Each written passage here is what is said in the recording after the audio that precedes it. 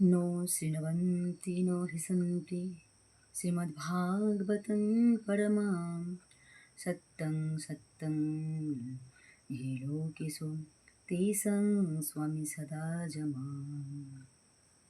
हे लोकेश ब्रह्मा, भगवान श्री कृष्ण कहते हैं ब्रह्मा से, हे पुत्र ब्रह्मा, जो हमारी भागवत कथा को श्रवण करने को लिए नहीं आते हैं या फिर जो हमारी कथा को नहीं सुनते, सुन के भी जो आनंद नहीं होते हैं, उनको हर जन्म यम लोक के पास ही जाना होते हैं। यमराज ही उनके प्रभु होते हैं। तो देखिए, जैसे कि हम सब कथा सुनने जाते हैं, कथा सुनने जाने के बाद भी हम कथा सुनते भी हैं पर हमको आनंद नहीं मिलते। तो इसीलिए क्या कहते हैं भगवान कि जिसको हमारी कथा सुन के आनंद नहीं मिलते हैं, उनको यमराज के पास जाना पड़ता है। तो ये आनंद क्या है? जैसे कि हम कथा सुनने जाते हैं तो वहाँ भजन जो होते हैं, उस भजन में हमें नृत्य करना चाहिए। क्यों? क्योंकि अगर हम नृत्य करेंगे तो भगवान श्री कृष्ण प्रसन्न हो जाते हैं। इसीलिए भागवत के साथ साथ जो कथा में जो भजन आते हैं, भजन में नाचना चाहिए, भजन गाना भी चाहिए। तो इसमें क्या होती है, भगवान श्री कृष्ण प्रसन्न हो जाते हैं। और फिर से भगवान श्री कृष्ण कहते हैं, नो गच्छोति जदा मरुत्वा श्रुतं भागवतं सूतं एकादशं विशेषेण नास्ति पापोरस्ततः। हे पुत्र ब्रह्मा, जो मनुष्य एकादशी तिथि में हमारी कथा को नहीं सुनते हैं, भगवान श्री कृष्ण कहते हैं कि ब्रह्मा, जो एकादशी व्रत नहीं रखते हैं या फिर एकादशी के दिन हमारी इस कथा को नहीं श्रवण करते हैं, उससे बड़ा पापी इन संसार में और कोई नहीं है। तो इसीलिए हमारी इस एकादशी को दिन भागवत कथा अवश्य श्रवण करना चाहिए। देखिए, जैसे कि होते हैं क्या कि हम सब एकादशी के व्रत भी करते हैं पर कथा तो सुनने नहीं जा पाते हैं, तो फिर क्या करें? तो एकादशी के दिन हम सबको फ़ोन से हो, टीवी से हो, मोबाइल पे सर्च करके भागवत कथा सुनना चाहिए, कम से कम एकादशी के दिन। फिर से भगवान श्री कृष्ण जी कहते हैं ब्रह्मा से, श्लोकं भागवतं चापि श्लोकार्धं पादमेव वा लिखितं तिष्ठते यस्य गृहे तस्य वस्वामहम्। सर्वाश्रमभिगमनं सर्वातीर्थभोगहनं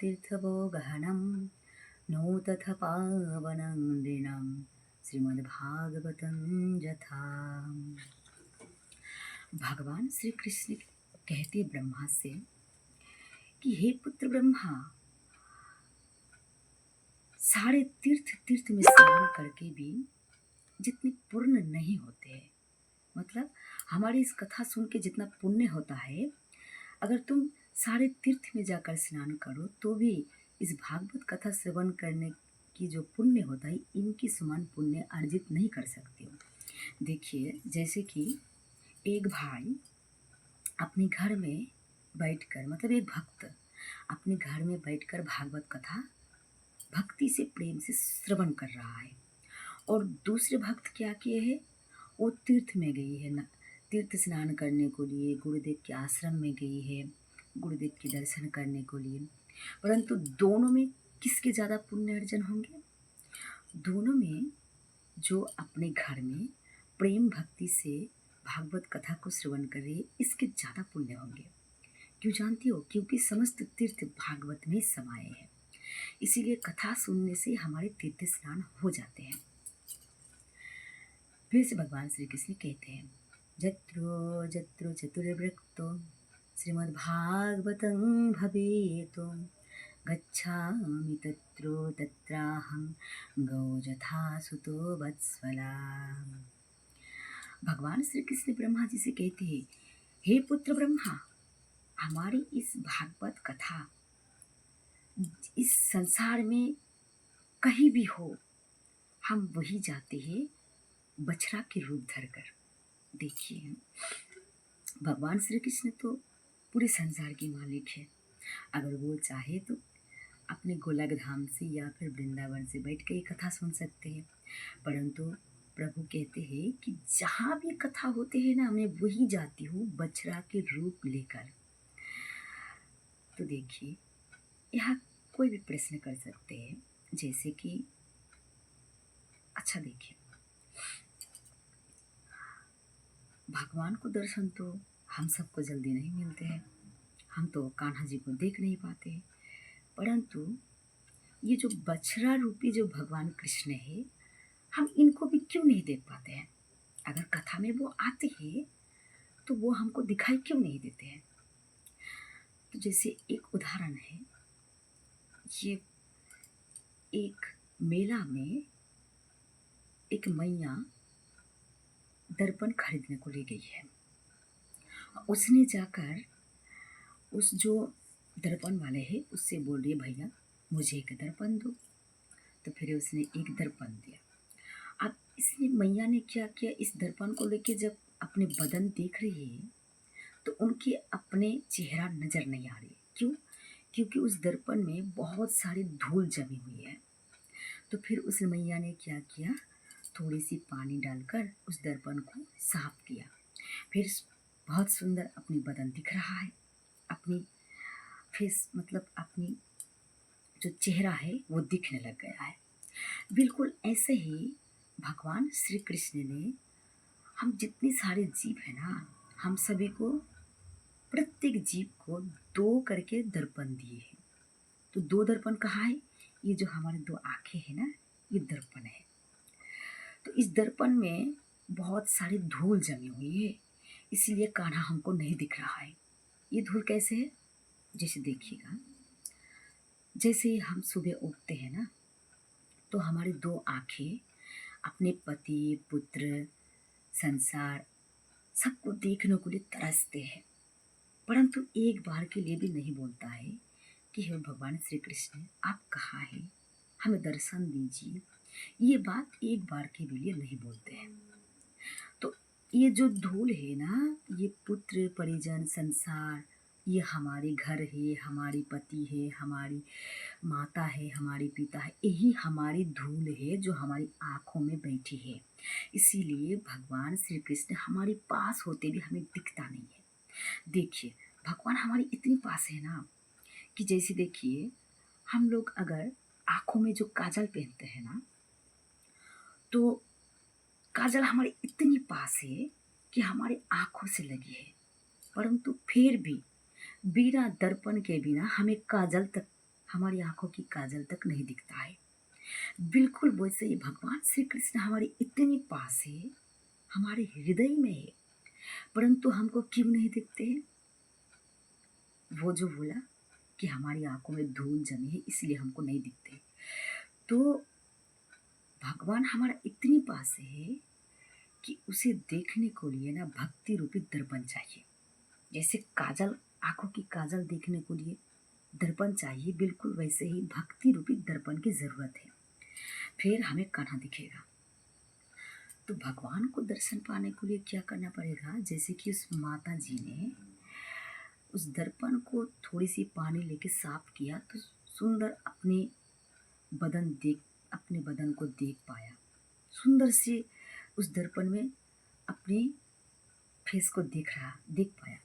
बिल्कुल वैसे ही अगर हम सब कान्हा कान्हा कहकर हमारी जो आँखों में जो धूल है ना, अगर इसको धुल लेंगे, भगवान श्री कृष्ण को याद में रोते रोते हमारी आँखों को धूल को अगर धो देंगे, तभी हमको कान्हा जी नजर आएगा। तो इसीलिए हम भगवान श्री कृष्ण कथा में आते हैं बछड़ा के रूप लेके, परंतु फिर भी वो हमें दिखाई नहीं देते हैं। क्यों? क्योंकि हमारी आँखों में धूल जमी है, संसार की धूल। इसीलिए अगर कान्हा को दर्शन पाना है तो इन संसार को धूल को धोना पड़ेगा, कृष्ण नाम से धोना पड़ेगा, तभी हमें कान्हा के दर्शन मिलेंगे। फिर से भगवान श्री कृष्ण जी ब्रह्मा जी से कहते हैं, मत कथवाचकं नित्यं मत कथा श्रवणनिरतं मत कथा प्रीतमनसं नहं तखामि तं नरम।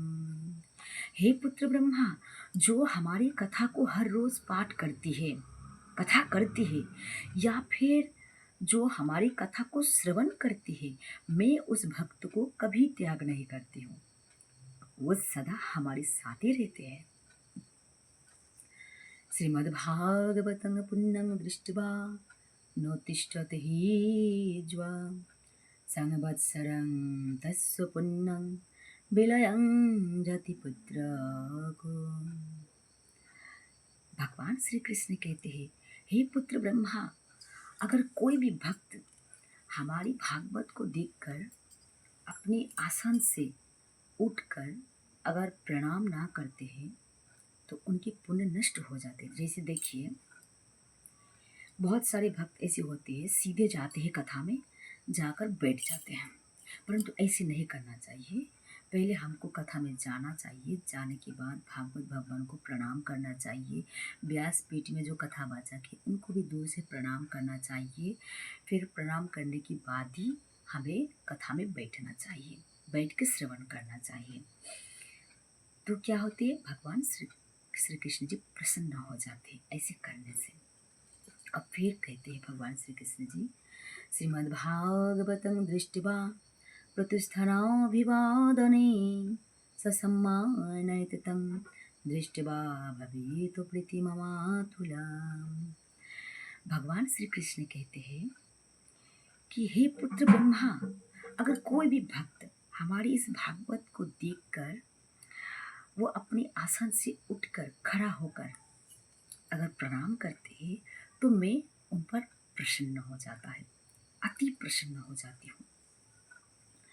दृष्ट्वा भागवतं दुरातो प्रकमेत सम्मुखं हि ज्वां पदे पदे हस्वमेधस्सो फलं प्रपन्नत संशयम्। भगवान श्री कृष्ण ब्रह्मा जी से कहते हैं, हे पुत्र ब्रह्मा, अगर कोई भी भक्त दूर से, मतलब देखिए, हम जब कथा सुनने जाते हैं ना, तो जैसे कि मोटरसाइकिल में जाते हैं, गाड़ी में जाते हैं बैठ के, तो भगवान श्री कृष्ण कहते हैं जो पैदल आते हैं हमारी कथा के पास, मैं उन पर बहुत प्रसन्न होती हूँ। और वो जितनी भी दूर से पैदल आते हैं ना, उसकी एक एक डैग में क्या होते हैं, अश्वमेध यज्ञ करने का फल प्राप्त हो जाते हैं। इसीलिए कहीं भी हमें कथा सुनने जाना हो ना, तो हमको पैदल जाना चाहिए। क्यों? पैदल अगर जाएंगे ना तो भगवान बहुत प्रसन्न हो जाते हैं। उत्थाय प्रणमेद जब श्रीमद्भागवतं नर धनपुत्रं स्थता धरणं भक्तिं च प्रददमहम्। भगवान श्री कृष्ण कहते हैं, पुत्र ब्रह्मा, अगर कोई भी भक्त हमारी भागवत को देख के अपने आसन से उठकर खड़ा होकर प्रणाम करते हैं तो मैं उनको स्त्री पुत्र धन और मेरी भक्ति प्रदान करती हूँ। देखिए, भगवान को अगर मैं कथा में जाकर आसन में खड़ी होकर भगवान को प्रणाम करूँ तो भगवान इतनी प्रसन्न हो जाते हैं ना कि स्त्री पुत्र धन और भक्ति भी प्रदान करते, इतने प्रसन्न हो जाते हैं। महाराज पर चढ़स्ते श्रीमद्भागवतं सूतो शृण्वन्ति जे नरा भक्ता ते संवस्य भवामहम्। ममोत सर्वेषु सर्वेषु श्रीमद्भागवतं परमं शृण्वन्ति जे नरा भक्तममा प्रीते च सुव्रतं वस्त्रालङ्करणे पुष्पधूपदीपहरकैं वर्षिकीतहं तश्च सत्क्रिया सत्प्रतिज्वथा। भगवान श्री कृष्ण कहते हैं कि हे पुत्र ब्रह्मा, अगर कोई भी भक्त मुझे प्रसन्न करने को लिए मेरी कथा में, देखिए हम जो कथा सुनने जाते हैं ना, तो कथा सुनने जाते समय हमें खाली हाथ नहीं जाना चाहिए। वो तो अगर कोई वस्त्र हो, धूप दीप हो, या तो फिर तुलसी जी हो, या तो फिर पुष्प की माला हो, हमें कुछ ना कुछ कथा के पास ले जाना चाहिए। वहाँ भागवत भगवान को अर्पित करके ही हमें कथा सुनना चाहिए।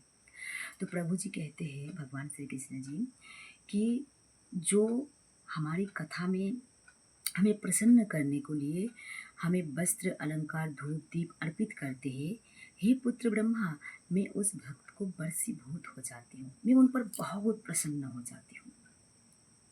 ऐसे भगवान श्री कृष्ण कहते हैं। जय राधे। हमारी महत्व कथा यहीं पर समाप्त। विश्राम।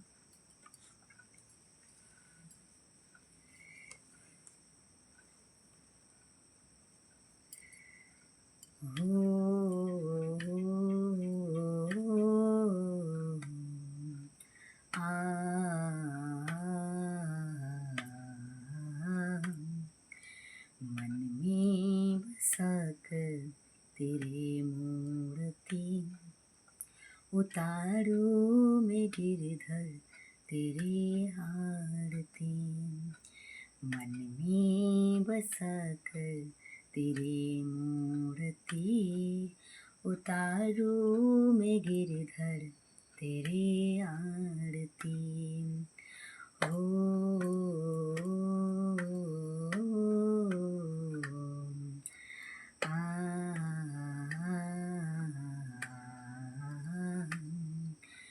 करुणा करो कष्ट हरो ज्ञान दो भगवन, भव में फंसी नाव मेरे तार दो भगवन।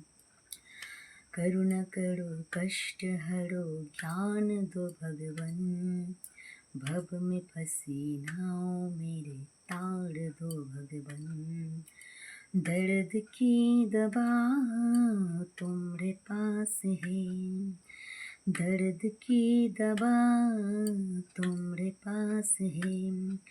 जिंदगी दया की भीख मांगते, मन में बसाकर तेरे मूर्ति उतारू में गिरधर तेरे आरती। हो हो आ, आ, मांगू तुझसे क्या मैं यही सोचूं भगवन, जिंदगी जब तेरे नाम कर दी अर्पण। मांगू तुझसे क्या मैं यही सोचूं भगवन, जिंदगी जब तेरे नाम कर दी अर्पण।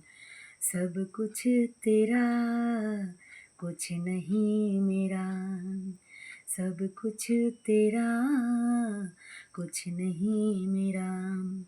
चिंता है तुमको प्रभु संसार की, मन में बसाकर तेरी मूर्ति उतारू में गिरधर तेरे आरती।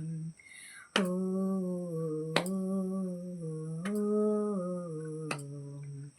आ,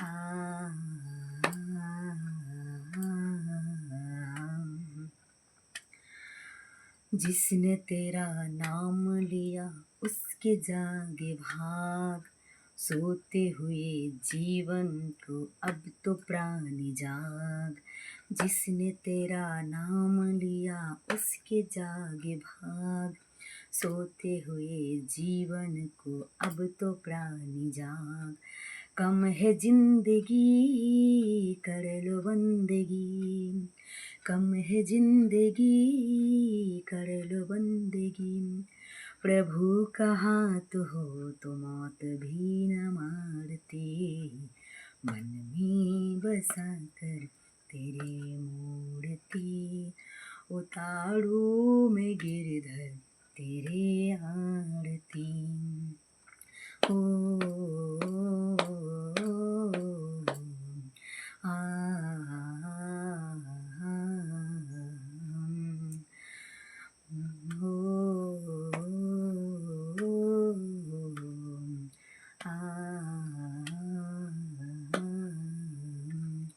वेद तेरी महिमा गाए संत करे ध्यान, नारद गुणगान करे छेर बिना तान।